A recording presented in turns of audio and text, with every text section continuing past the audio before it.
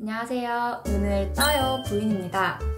저희가 오늘은 앞으로 있을 청약 단지 중에 좀 눈여겨보면 좋을 단지들을 소개를 해드리려고 하는데요. 우선 10월에 좀 주목해볼 만한 청약 단지 4군데를 뽑아봤습니다. 첫 번째는 북위례 호반 서밋입니다. 위례 신도시 같은 경우는 저희가 일전에도 청약 관련 정보를 많이 올려드린 적이 있어서 그 입지적인 장점이나 특징은 잘 알고 계실 텐데요. 또 최근에 위례 같은 경우는 계룡 리슈빌이라던가 또 힐스테이트, 포레자에 이렇게 좀 로또 청약이라고 설명되어지는 그런 단지들이 청약을 많이 했었기 때문에 이번 호반 서밋도 많은 분들이 관심을 가지고 계실 것 같습니다. 그래서 위치는 조금 뒤에서 살펴보도록 하고 북위례 호반 서밋의 특징을 좀 알아보도록 하겠습니다. 1차, 2차 이렇게 두 군데 단지로 나누어져 있고요.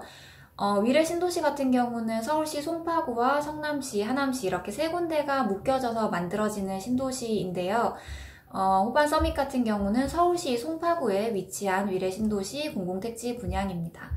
서울시 송파구가 투기지역이기 때문에 1순위 청약이라던가 중도금 대출에서는 제한이 있다는 점 참고해 두시면 좋겠고요. 또 택지지구 분양이기 때문에 분양가 상한제를 적용받는 아파트입니다. 1차는 1괄 108제곱미터, 2차는 108에서 140제곱미터로 전체적으로 40평형대 이상인 대형 평형으로 구성이 되어 있고요. 투기지역 청약이기 때문에 84제곱미터 초과더라도 가점제 비율이 있습니다. 올해 초에 분양한 북위례 역시 송파권역의 계룡 리슈빌 같은 경우에 가점이 67점에서 70점 정도였기 때문에 이번에 호반 서밋 같은 경우도 가점 70점이 안정권일 것으로 예상이 됩니다. 또 마찬가지로 계룡 리슈빌의 분양가가 평당 2,170만원 정도 선이었거든요.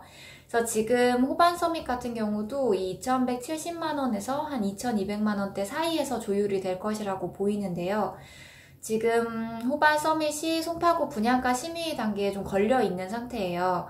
그래서 심의위에서는 계룡 리슈빌의 수준에 맞췄으면 좋겠다 하는 거고, 건설사는 2,200만원 정도를 신청을 한 상태이기 때문에 그 사이의 분양가에서 조율이 될 것으로 보입니다. 호반 서밋의 위치는 우선 북위례 그 입지를 한번 머릿속에 떠올려 보시고, 힐스테이트, 북위례 힐스테이트라던가 포레자이가 이쪽에 위치해 있고요. 이쪽은 하남권이고, 그 길 건너 송파권에 이번에 분양한 계룡 리슈빌이 이쪽에 위치하고, 호반 서밋은 1차, 2차가 이렇게 마주보는 형태로 들어서게 됩니다. 두 번째 분양단지는 안양예술공원 두산위브입니다.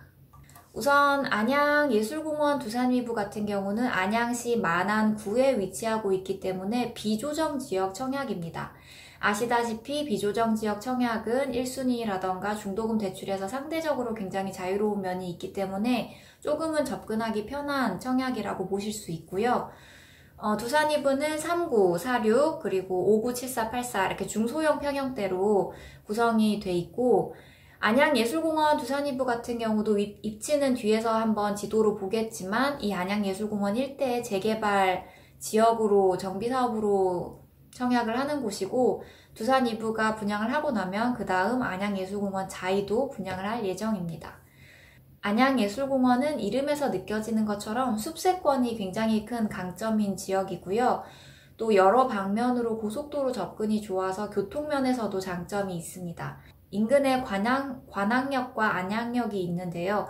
관악역이 조금 더 가까운 편이긴 하지만 그럼에도 도보로 약 20분 정도는 소요되기 때문에 대중교통의 이용은 조금 애매하다고 볼 수 있습니다.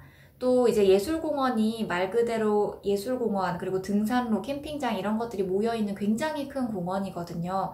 그래서 조금은 안양에서도 외곽에 위치했던 곳이기 때문에 현재는 편의시설이 좀 부족한 편이에요. 그래서 이런 부분들을 다 감안했을 때 분양가는 1,600만원 정도이지 않을까 예상이 됩니다. 위치는 여기 관악역을 중심으로 보시면 이쪽 산으로 보이는 이 지역이 안양예술공원 방면이고요.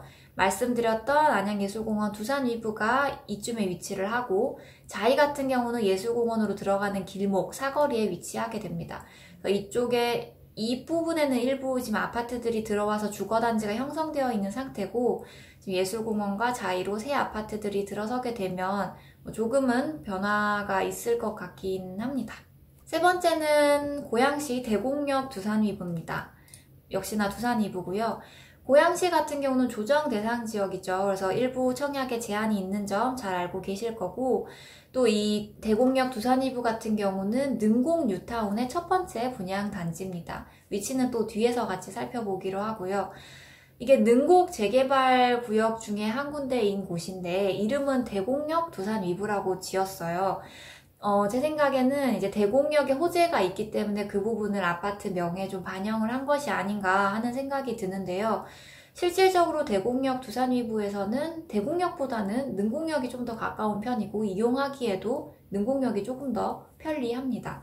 그렇지만 대곡역도 인근에 있기 때문에 대곡역 같은 경우에는 현재 3호선과 경의중앙선이 지나가고 있고요. GTX A 노선과 안산 서해선이 예정이 되어 있기 때문에 교통 호재가 있다고 볼 수 있습니다. 대곡역 두산위브도 지난달 말에 평당 1,850으로 허그 보증은 받은 상태고요. 대신 고양시에서 좀 분양가를 낮췄으면 좋겠다라고 얘기를 하고 있어서 오직 공고 자체가 승인이 난 상황은 아닙니다. 그렇지만 조만간 분양을 할 예정이라고 또 알려져 있는 단지입니다. 위치는 이쪽이 대곡역 방향이고 이 부분이 능곡역입니다. 그래서 이 두산위브에서 능곡역으로 오는 게 조금은 더 빠르고요. 이 전체적인 부분이 능곡 재정비 지구로 뉴타운이 형성이 되면 또 미니 신도시급이기 때문에 현재보다는 지역 분위기가 훨씬 좋아질 거라고 예상이 되고 또 그 중에서도 첫 번째 분양이기 때문에 어느 정도는 프리미엄 메리트가 있다고 보입니다. 마지막으로 꼽은 곳은 힐스테이트 푸르지오 수원입니다. 2586세대로 굉장히 대단지고요. 수원시 팔달구에 위치를 하기 때문에 역시나 조정지역 청약이고요. 힐스테이트 푸르지오 같은 경우도 다양한 평형대로 구성이 되어 있고 98평형대, 98제곱미터로 큰 평형대도 38평 정도 되는 이 큰 평형대도 있습니다. 분당선 매교역 역세권 대단지 프리미엄이 있고요. 현재 힐스테이트 푸르지오 같은 경우는 모델하우스를 짓고 있는 상태이고 11월에 분양이 예정되어 있습니다. 힐스테이트 푸르지오도 재개발 정비사업 중 하나고 팔달구, 권성구 일대 재개발 중 한 군데로 지도를 보면서 말씀을 드리자면 이 매교역을 중심으로 봤을 때 힐스테이트 푸르지오는 이 팔달 6구역에 포함이 되고요. 앞으로 8구역, 10구역 이렇게 재개발이 예정이 돼 있고 권선 6구역까지 하면 매교역 일대는 굉장한 큰 변화를 이룰 것이라고 보이고 전체적으로 다 대단지예요. 지금 힐스테이트 푸르지오도 약 2,500세대 정도 되고 이 8구역, 10구역도 다 1,000세대가 넘어가는 대단지이기 때문에 분명 그 규모나 이제 분위기에 있어서는 큰 반전이 있을 것으로 보입니다. 이렇게 2019년 10월 핫한 분양단지 탑4를 알아봤습니다. 저희가 청약에 관한 정보는 이때까지 많이 올려드린 것 같은데 또 청약에 관심을 가지고 계시고 아파트 청약으로 내 집 마련을 하시는 분들, 하고 싶어 하시는 분들한테는 앞으로 어떤 청약이 있는지 이 정보를 수집하는 것도 굉장히 중요한 일일 거라고 생각이 들어서 정기적으로 할 수 있을지는 모르겠지만 분양이 굉장히 몰리는 달이라던가 또 이렇게 좀 지역별로 꼽아볼 수 있는 눈여겨볼 만한 청약이 있는 경우에는 이렇게 모아서 설명해드리는 시간을 좀 가져보도록 하겠습니다.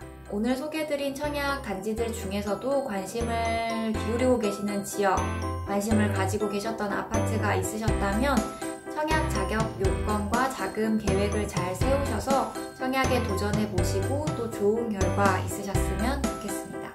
그럼 여기까지고요. 우리 다 같이 부동산에